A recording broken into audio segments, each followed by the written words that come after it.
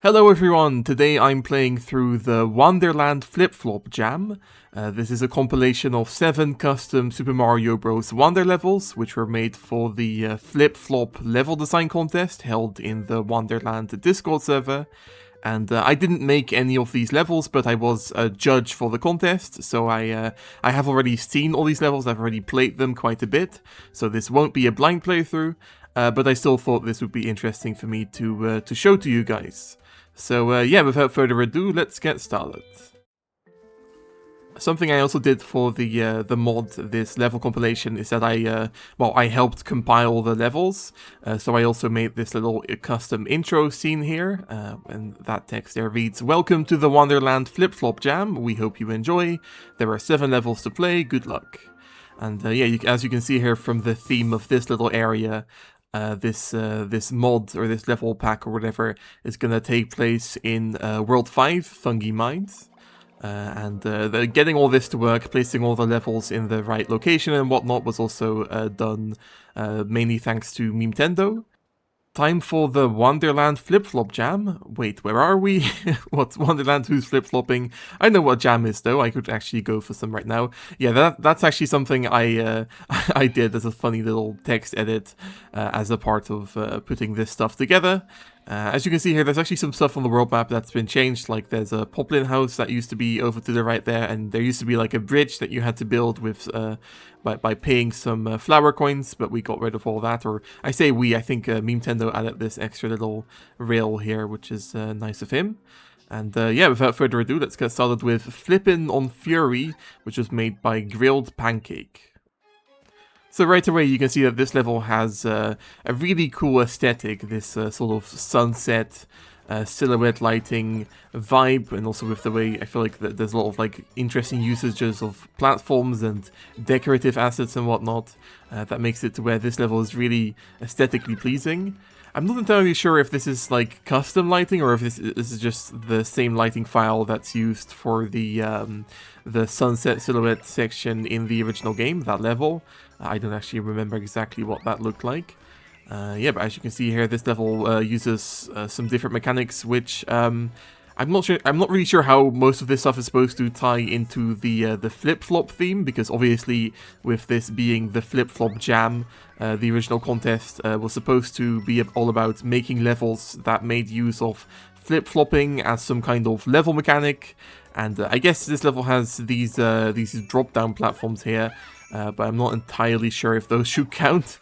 Yeah, but I do feel like this level definitely more so focuses on the unique vibes and the aesthetics and whatnot, as opposed to maybe some kind of crazy, custom, unique flip-flop mechanic. But if that's what you're looking for, there will be more stuff like that later on in the contest and in this video and in the jam and whatnot. But yeah, we're progressing pretty nicely here. Yeah, you can see how like most of this level is definitely more so just made up of like simple semi-solid platforms and whatnot, as opposed to some kind of crazy interactive gimmick that really like takes over the whole level's structure and whatnot. This is kind of simple. There's some enemies to deal with and whatnot. But overall, yeah, kind of a simple level here. But that's not necessarily a bad thing. For example, when I think of the level that this kind of reminds me of in Donkey Kong Country Returns, the Sunset Silhouette level, that also doesn't really have that much mechanical complexity to it, because I guess there's only so much you can do with the silhouette lighting enabled, because it's kind of like hard to tell what's what. And so therefore maybe also the decision was made to keep this level kind of simple. We can hit that block and that then, oh yeah, there we go. Yeah, there are definitely a lot of coin secrets and whatnot in this level. I feel like you can quite easily get a lot of flower coins, a lot of regular coins as well in this level. Because, I mean, if you look at my my flower coin counter, I'm already up to 38, even though we just started a fresh save file here. So that's all just within the first half of this level. That's kind of crazy. But it does definitely like populate this level with interesting stuff to do, which is better than it just being completely empty. Though having said that, there are definitely some parts of this level that aren't, you know, filled with the most interesting stuff. Like I'm just kind of moving around here. There's not really anything for me to do, and I do wonder like what the thought process behind sections like this even was, because there's just not that much going on in some parts, I feel like. I guess we have these babooms here now, which are introduced in this sort of second half of the level, though I say that, I don't think we've even gotten to the midway checkpoint yet. I'm pretty sure this level is quite long. But yeah, again, there's a coin secret. Yeah, I don't know, I just do feel like some kind of more overarching, like, moving platform gimmick, or some kind of more difficult enemy to deal with or something, could have maybe spiced this level up a bit from how it is currently, which is just kind of like, you know, there are nice vibes, and there's the nice custom music taken from Bowser's Fury, but in terms of actual gameplay, there really isn't that much interesting stuff going on. I guess there's this bonus room, but even this was really simple for me to do, so yeah, I don't know. Something I did find interesting about this level and about its unique visuals, you can see these mountains here, and there was also the big cat mountain in the background of the first area, and originally I assumed that those were like custom assets to some extent, because this some of the levels in this pack do feature custom assets. But no, those are actually just like semi-solids or like background walls or whatever that were put together by Grilled Pancake in the background that are like kind of meshed together. So there are like a bunch of walls and whatnot that are sort of yeah, layered on top of each other to make these shapes in the background. And that's quite a creative use of the silhouette lighting, because obviously you couldn't get away with that without the silhouette effect. But here we go, we're now in the Wander effect, which has these moving semi-solid guys with eyes, which I guess is fitting for this level because so much of it does revolve around just kind of jumping on random semi-solids, to the point where I guess that does feel fitting. And obviously also this this Wander effect relies on silhouette lighting, kind of, so therefore, yeah, I guess this makes sense. Though I'm pretty sure these silhouette semi-solid things with eyes do also have like proper visuals with the silhouette lighting disabled. They just never appear like that in the original game. Yeah, but we have some of the green poison goo here mixed with the green lava geyser things, which are actually, like, those aren't technically the same type of liquid, but I guess they're similar enough to where like them being used interchangeably doesn't really matter, I suppose. Yeah, we kind of have to make the semi-solids move here. Once again, there's a lot of like random little coins and whatnot, but maybe in terms of actual mechanics and gimmicks here, there isn't that much crazy stuff going on here. I'm pretty sure there's more, yeah, there's more coins in there as well. I suppose the way the coins interact with the drop-down platforms is kind of something. Yeah, we have the Wonder Seed over there, so we have to get that by getting this guy to move over, and there we go. Okay.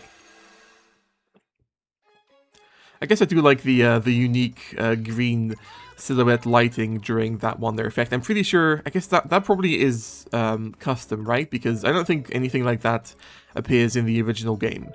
I do know that there's also some other levels in this jam that make use of custom lighting and whatnot, because the beta version of Fushigi now actually supports editing the lighting parameters. But yeah, I think that was a pretty good level, just maybe not super noteworthy on a mechanical level. Okay, so now let's move on to, where is it? Not that. Flip Flop Factory, which was made by Crafty TV.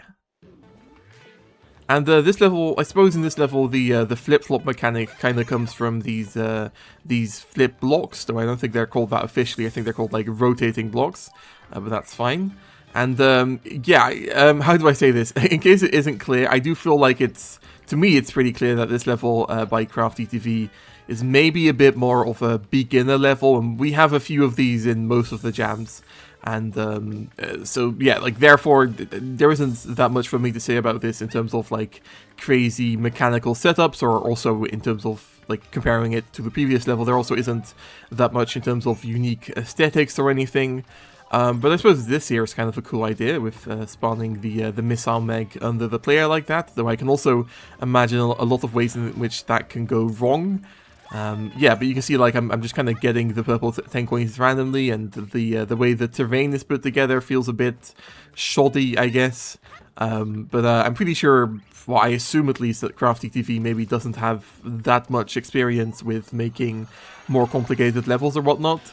So at least it's nice to see that, like, considering how tricky Wander modding can be, that this level was made even, because it is already a big accomplishment just to get all this stuff to work and to, like, have all the purple 10 coins set up and set up a Wander effect, which I suppose we're technically currently in a Wonder Effect, which is weird because I don't even really know what the Wonder Effect is supposed to be. Yeah, but like still, I obviously like everyone has to start somewhere with custom levels, and I feel like this is maybe a bit of a jumping off point, and that's totally fair. Okay, so now let's move on to Friesen Round Rumble, which was made by Shion. Alright, as you can see, this is kind of a crazy looking freeze flame level, I suppose. And that's definitely very unique, and even though at first glance maybe it just looks like this level mainly makes use of like mixtures of vanilla assets for the most part. Some of the assets here, like these dragon bone fossil things, and also the semi-solid platforms, have actually also been recolored, and so those are, I guess, sort of custom elements to an extent. And also, obviously, there's these retextured on-off blocks right here, which enable and disable the rotation of some of the gimmicks in this level. And I suppose that's where the flip-flopping comes in the case of this level. And, oh god, wait, let me see if I can actually, there's a lot of stuff to deal with here. And in general, I do feel like that's maybe my biggest complaint with this level, is that, like, there's a lot of cool ideas, a lot of different unique setups, and, like, kind of custom mechanics and visuals and whatnot. But I feel like it's just all a bit overwhelming for the most part. I just feel like, also with the way the camera is zoomed out right now, like it's kind of hard to keep track of the player. It all just feels like there's so much to look at and to deal with at once that, like, it doesn't quite feel Nintendo-like in that sense. But maybe that's just me, I don't know. I did also hear from some of the other judges that they also felt the same way. Because obviously I wasn't the only one who helped to judge these levels and to rank them, basically. There was also Nintendo, who also helped to compile the mod, and there's Mini Red, and they're admins in the Wonderland Discord server. And yeah, where I've moved over to right now, this is actually a part of the secret exit in this level. And I'm not entirely sure why a secret exit was even included, because I mean, that's not like necessary, and in the case of this mod's like the level pack structure, that doesn't really lead anywhere, so yeah, I'm not entirely sure why this was included, but oh well.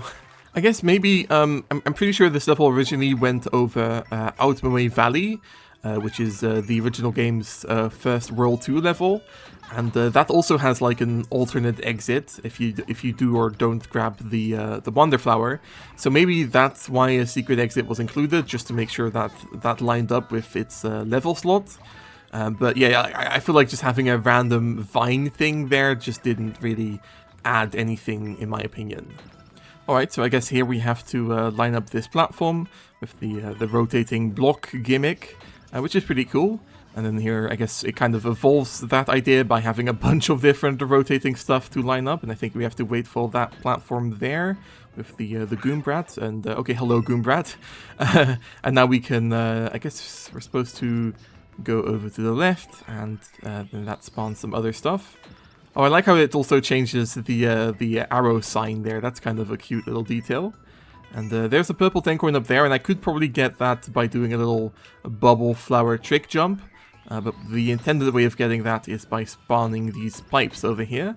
And now we can, I guess, also dodge the lava bubbles or fire bubbles or whatever they're called. And there we go. And something weird about this level is what's about to happen right here. Yes, there we go. The way the lava just kind of comes up like that, I feel like just kind of adds to the way this whole level feels a bit like janky and overwhelming at times. I feel like that's not something that Nintendo would normally ever do, is have lava just kind of come up randomly like that. Even though I get, like, obviously with the way the level is structured to where we're now up higher, that having the lava come up is kind of essential. It just doesn't feel like normal or like vanilla or like, I don't know, user-friendly, I guess. It just kind of feels like it could easily, yeah, just, I don't know, cause confusion or like lead to problems, and it just doesn't really feel Nintendo-like to me. But maybe that's just a me problem. Anyways, we're in the Wonder Effect now, and I guess here the gimmick is that all these water bubbles have spawned, which maybe isn't the most, like, crazy Wonder Effect gimmick, but I suppose that's also something that does happen as a part of a Wonder Effect in the original game. So I suppose I can't really judge it for that. Oh my god, I can't believe I didn't take that much there. Oh yeah, there's actually a pretty cool thing here, where if I hit the rotating block thing, then yeah, it kind of like shuffles around the water and lava bubbles over to the left here. And that's a pretty cool idea, I think.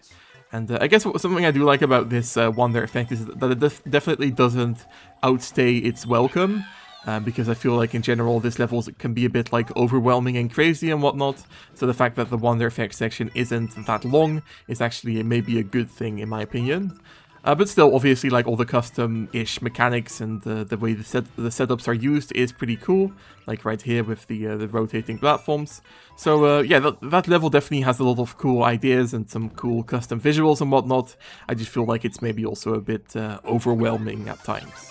Okay, and now time to move on to Boo Manor Blackout Break-In, I believe. Yeah, Boo Manor Blackout Break-In, which was made by Lilybud. And as you can see, this is another silhouette level. I don't think that was coordinated or anything. I think it's just a complete coincidence that we have 2 silhouette levels in this jam. Though maybe it's because Fushigi now also can edit lighting parameters, so maybe that's like because of that, I'm not sure. Yeah, but the main gimmick in this level is that the silhouette lighting not only makes it so you can actually see stuff in the level if you turn it off with these on-off blocks, but also turning it off spawns some boos and I think also other stuff, like I guess the blocks here. So there's kind of like a trade-off mechanic going on all the time, and that's used in some really cool ways. This level definitely has a lot of cool little setups that we're gonna see. But I guess for the most part, it is still kind of a generic Ghost House level. It doesn't have like crazy theming or anything, but I think that's also fine. I guess I kind of appreciate with how kind of unique and overwhelming some of the other levels are, that this level kind of has a more vanilla vibe, whilst also having some cool custom stuff with like the lighting and the way the boos are used, like right there with the way the thwomp made the like triggered the on-off block. I think stuff like that is kind of cool.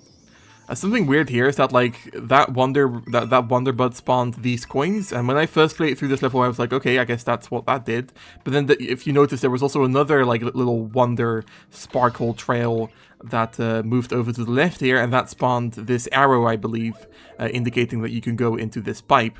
But I felt like that was a bit vague because it also spawned those coins, so I kind of felt like that shouldn't have been, like, it shouldn't have been both of those at the same time, basically. I thought that was a bit strange. But here the gimmick is, I guess, kind of similar to something in the original game, where you can see the platforms but not interact with them with the on-off block turned on, but then with the silhouette lighting you have to navigate stuff which you can't really see to get the first purple 10 coin there. And yeah, here you can see like this arrow that makes it clear that you can go into this pipe. I believe that was only spawned with the Wonder Bud that was in this little area over here. Yeah, but I guess using thwomps in a Ghost House level is kind of unique, but it does also feel fitting with the original game's like sensibilities and whatnot, where like it does feel like Wonder, it plays a bit more fast and loose with which type of enemies are used in which type of levels. So I don't really think that's too bad or anything. It's not that strange in my opinion. I always struggle with this section here because it's like a wall, I guess, but also, yeah, I'd never really get through that without taking damage. It feels a bit weird. I guess maybe there were some on-off blocks that got triggered. I'm not entirely sure. But here we go. This is actually I guess like a secret secondary midway flag, or I believe there's another midway flag at least, and that also leads to the Wonder effect. So this area we went to here is actually like, yeah, all kind of optional and secret, and so I actually missed this when I was first playing this level during the playtesting or like judging phase, I guess. And speaking of stuff I missed, there's also actually a secret here that leads to the, I believe, the second purple 10 coin right here, and that's also definitely quite cryptic. But it also does, like, you can technically tell that that's there even with the silhouette lighting turned on, because you can see the shape of the background tiles. And here you're supposed to kind of look out for that arrow over there, like this little section, so that you can jump through, and I still did it by taking damage. I can never get through some of these parts without taking damage. It's some of them feel a bit vague, I don't know. I feel like it's just that thing where if you're the one who designed the level, it's much harder for you to be able to tell what is and isn't going to be intuitive to someone who hasn't played the level a bunch before, like someone who's playing it for the first time. And so having all these cryptic secrets that rely on your memory of how the level looked with the silhouette lighting disabled. It's just, I imagine, is really hard to design around because it's kind of impossible to be able to tell what someone who doesn't know the level by heart is going to experience, and so I feel like the level does kind of struggle with that sometimes. Let me see if I can get through here. I have to run back, and there we go. And now I can go up here, maybe, if I just... Okay, there we go. And yeah, that leads to the third purple 10 coin there, and that's a pretty cool secret, where we had to navigate these platforms with the silhouette lighting enabled. And I'm pretty sure that's the end of the level. I guess apart from Grilled Pancakes level, most of these levels are relatively short, except... No, I guess there's also another one coming up that's quite long. Yeah, but I do appreciate that, because I feel like sometimes people can have these unique ideas for their custom levels and then kind of take them a bit too far, maybe. But I feel like this level definitely doesn't outstay its welcome. Alright, and now it's time to move down here and I guess unlock this other ghost house level. Because I guess the reason we chose to put all these levels in this Fungi Mines world map environment is because we happen to have 2 ghost house levels, and so that kind of fits.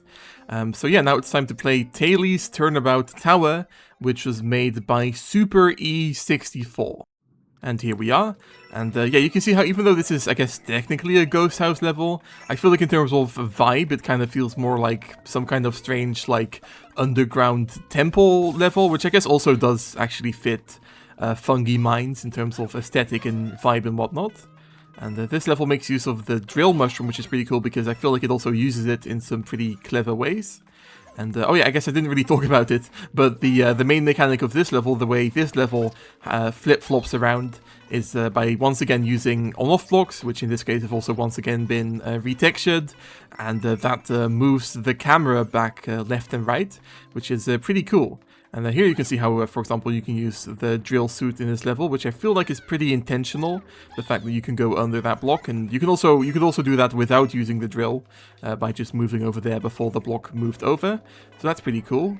And yeah, so this level has a lot of different cool ideas in terms of using the shifting camera, and there's also some other stuff with, I guess, with like spikes and these note blocks and whatnot. I don't think you can do this from up here. I'm pretty sure I'm supposed to stay below and have the like hit one of these blocks with the spike ball above it, and that would make the block, or not a block, the spike ball go over here. But I guess that's okay. It's just a little coin secret, I believe. And yeah, just in general, this level has a lot of cool ideas in terms of the way it uses the moving camera. It's a really unique gimmick, obviously, not really something that's ever done in the original game. And so that's definitely at least something that this level does very well, I think, is use the flip-flop idea in a very unique way. I'm pretty sure I messed something up there, to where if I had the camera move over to the right, if I hadn't moved through the semi-solid, I could have gotten the purple 10 coin right here, but I guess that's not too big of a deal. And I believe actually if I hit this one over here, I believe it says like flip-flop, doesn't it? Or I guess it just says flop. Or maybe it says flip up above. Oh yeah, it does, okay, flip-flop, that's funny. Yeah, so there's a lot of different stuff in this level where, like, the camera can sort of move around in ways that maybe doesn't feel super intentional with how this particular section is designed, like what I just did there. But I guess there's also still some Easter eggs and whatnot that kind of account for that. And yeah, it is really impressive how it feels like, for the most part, this level does actually work. Like, no matter which way you have the camera set up, even though you can always move it back left and right. Like, right here, it almost feels like I'm stuck, but I'm actually not. And I guess it must have taken a lot of, like, playtesting and kind of, like, intricate thought and whatnot to have that all work all of the time. Oh, I really like this section here as well, where you can hit these blocks, and then you can go down here. Oh, maybe not get crushed. Oh my god, okay. I've never had that happen before. But and that allows you to basically go through this wall here, and that allows you to then progress upwards. And that's a really clever little puzzle there. And here we go. I do feel like, once again, this level also does have a lot of different mechanics, a lot of different ideas, and maybe they're not always completely cohesive. Like, I'm not sure if I would have included the tailies, even though I guess those are what the level is named after. I feel like maybe 1 or 2 mechanics could have been removed from the level, and it would have maybe felt a bit more cohesive overall. Though I guess, having said that, this bonus room here does make interesting use of the tailies, so we have to go down here and move the tailies around. I'm not entirely sure what the point of having this all be in a background area really is. It doesn't really... I mean, I guess it's just because of the way the setup is done with the switch there. This isn't gonna work. Yeah, I do feel like this section maybe... I'm not entirely sure if there's a way of navigating this to where you can, like, get it to work 100% of the time. It feels more luck-based or, like, just kind of random timing-based than, like, skill-based, but maybe that's just me. But there we go. I'm pretty sure that's the second purple 10 coin. Yeah, because we missed the first one. But here we are. I guess there's a second checkpoint flag as well. I didn't really ever think about that being a thing in this level, but that's fine. Of course, the original game also has multiple checkpoint flags in multiple levels. And I believe we're coming up to the Wonder Effects section, if I'm not mistaken. Yeah, I guess this must lead to the Wonder Flower, because there's not really much else I can do. There we go. I'm not really sure, like, what, again, like, what the actual Wonder Effect here is supposed to be. Like, I'm not sure what's different about this section in terms of, like, a gimmick or whatever compared to the rest of the level. Maybe it's the fact that the camera moves much further or something. I'm not really sure. I guess here we're supposed to, like, hit this block so that the... oh, that didn't quite work. So that the Taily can hit the... yeah, there we go, can hit the on-off block. And now we're slowly moving back to the right. Yeah, but this level definitely has like a cool, unique sort of aesthetic with the way the moving chains are kind of doing their thing in the background. And I guess that kind of fits with the gimmick of this level as well. Okay, here we go. Kind of weird the way the camera moves around there, but I guess it's fine. And I believe also, is this level... I think this level also has some other weird camera jankiness, which I suppose is to be expected with the way the gimmicks in this level work. But here we can move the camera back and forth once again because the Wonder Effect has ended. And let's move our way up here. And yeah, I think it's gonna happen. Yeah, right there. Just the way the camera just instantly teleports up. I'm not even entirely sure how that works or like why that happens, but that definitely doesn't feel like something that would ever happen in the original game. It just looks really strange. And I kind of wish it had been avoided somehow. I guess it was done to make it so the camera lines up with the platform here. But yeah, it definitely doesn't feel necessary. Also, I nearly went into the poison goo there if I hadn't hit that block. But having one of these sort of auto-scrolling, moving semi-solid platform sections is pretty cool. Those are definitely kind of a classic for well, mainly from New Super Mario Bros. Games, I suppose. Those have a lot of those. But it's also fun to see one in Wonder here. I believe this actually leads to the yeah, to the purple 10 coin, which I'm not really sure like what the challenge of getting this really was. I guess it's just that this is kind of a strange little nook that we're in right now. But yeah, definitely feels a bit weird, maybe having that be the secret. But I don't know. Yeah, but having just like the camera move back and forth and having it all work is really impressive, I think. Just because I can very easily imagine a lot of stuff going wrong as far as like players not hitting the blocks at the correct times and like things being frustrating and whatnot. But I haven't really experienced much of that myself, and so that goes to show that the level is really quite well designed, I think. And yeah, I think just a pretty cool and very unique level there. Maybe once again a bit janky and overwhelming at times, but for the most part very fun. Okay, and now let's move on to Tumbling Tides, which was made by Hagermaker. And this is actually also the level that ended up winning the level design contest. So this is the one that, on average, was judged to be the best by the 3 judges, including me. And yeah, I do think this level has a lot of cool ideas, and also I guess maybe compared to some of the other ones that we've played through so far, it has a lot of cool ideas, but then it also doesn't feel super overwhelming or like something Nintendo would never do, or like kind of crazy. I feel like this level has the unique concept, obviously, with the once again the custom on-off blocks here, the retextured on-off blocks, which are used in a way that actually feels completely like vanilla and like not super duper overwhelming, I guess. And I do really appreciate that.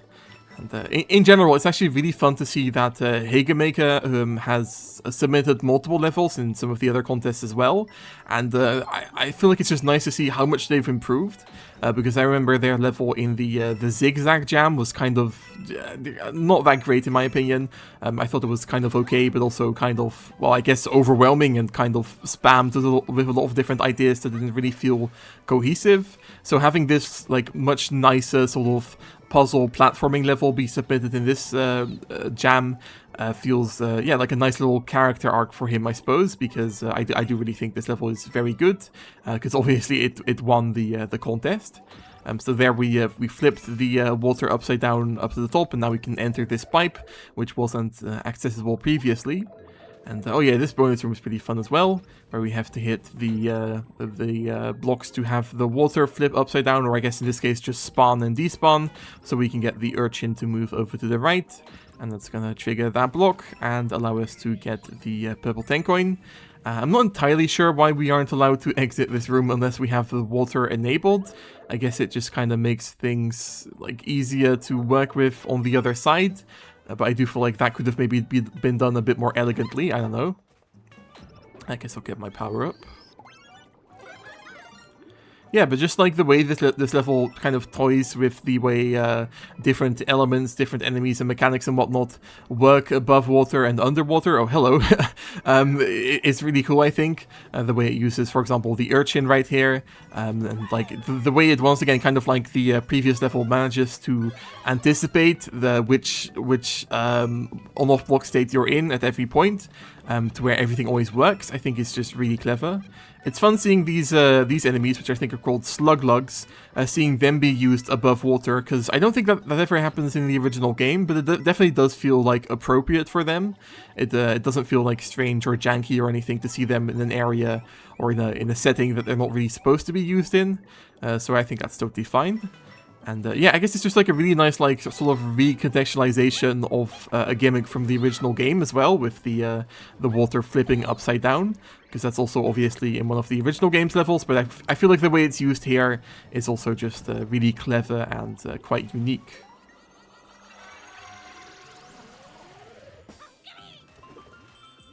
And now we're using the Spike Ball Wonder Effect transformation, which I suppose I've also used in a beach level before. And that's obviously just because this Wonder Effect transformation happens to work pretty much perfectly underwater, which isn't really something that you'd expect, considering it was never used underwater in the original game. And so it's fun to see another Wonder Effect kind of make use of that here.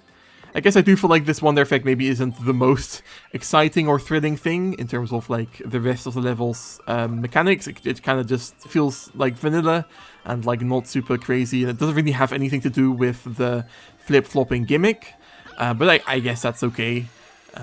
Yeah, because I guess the rest of the level already revolves around a mechanic that's so much like a Wonder Effect, and something that is a Wonder Effect in the original game, but I guess it's not that bad that the Wonder Effect itself isn't that crazy.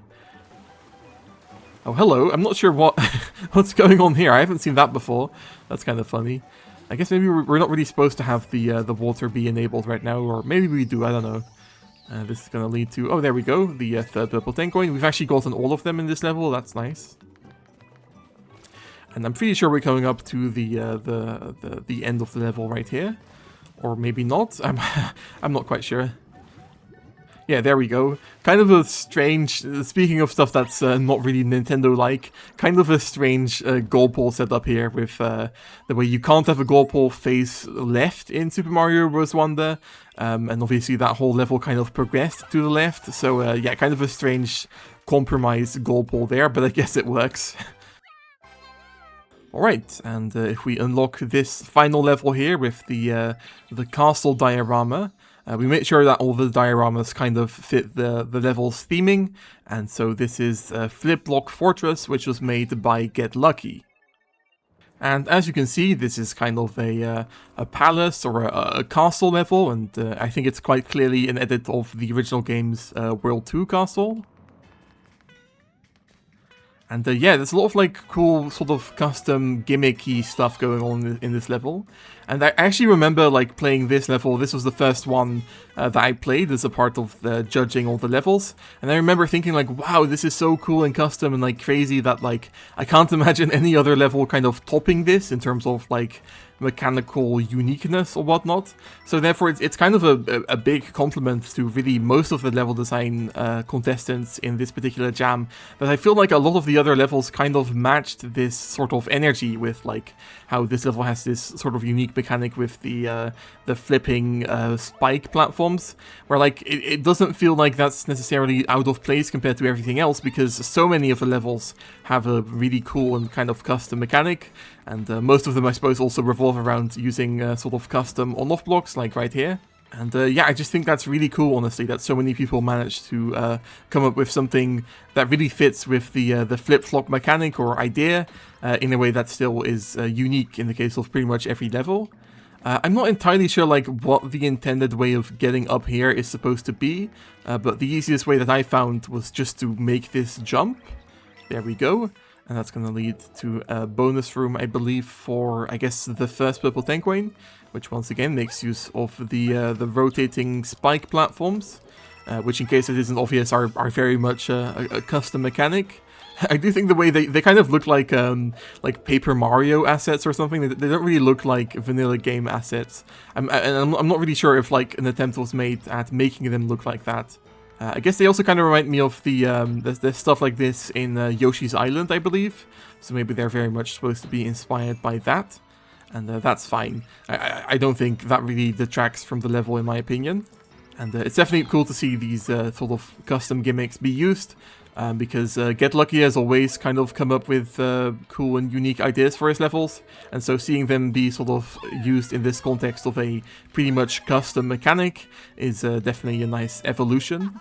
I guess my main complaint with this level really comes down to the fact that I feel like, even though it has all these unique ideas, I feel like it maybe doesn't quite like realize the full potential of them. I feel like the level, as you'll see, is kind of short and simple, relatively speaking, and I feel like actually this one could have been a bit more long and elaborate and used its ideas in a bit more of a like unique variation of ways, because currently it kind of just starts repeating some ideas, and then now we're at the wonder effect, and yeah, we're gonna be done pretty quickly, and that feels a bit underwhelming maybe, but that's only because that's relative to how cool and custom its main mechanic really is. And yeah, we have the wall walking wonder effect here, which I mean, it's definitely, as I've talked about before, it's definitely, I feel like, the wonder effect that's like the easiest to set up relative to how unique and kind of custom feeling it is, but therefore it does feel a bit, once again, a bit like underwhelming compared to how unique and cool and custom the mechanics of this level are. I feel like maybe something a bit more unique could have been thought of to make the level feel a bit more, like, to make that feel like a bit more of a cool climax to everything the level has set up. And yeah, from here on out, I'm pretty sure it's all just vanilla Bowser Jr. stuff. Nothing about this fight has been changed to make it somehow tie into the main mechanic or anything. So therefore, I also feel like I'm not going to show any of this in the video, because there really is no point to it. Alright, there we go. I guess with how I'm used to the Bellabelle Park boss fights now, the Bowser Jr. fight feels really underwhelming. Yeah, but I guess that's gonna do it for this level, and also for this entire jam and mod, and therefore also for this video, guys. So if you enjoyed, maybe consider leaving a like or subscribing or leaving a comment and telling me about which of these levels was your favorite. And yeah, I also have a public Discord server linked in the description, and you can sign up for a channel membership to get early access to my videos and also support the channel. And yeah, either way, thank you so much for watching, see you later, and bye bye!